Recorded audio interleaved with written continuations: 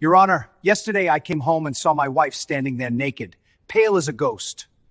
So I shouted, "Whoa, where is he?" But she just stood there, silent.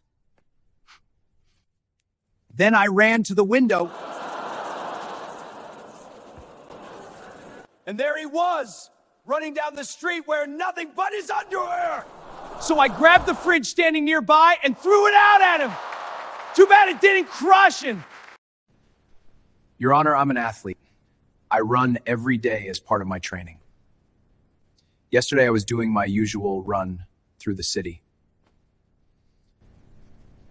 Everything was normal.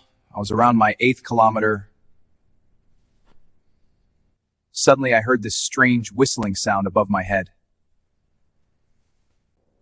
I looked up and a refrigerator was flying straight at me from the sky.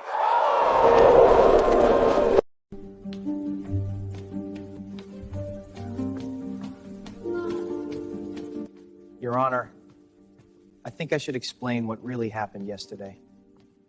See, I was just minding my own business. And there I was, sitting quietly inside a refrigerator.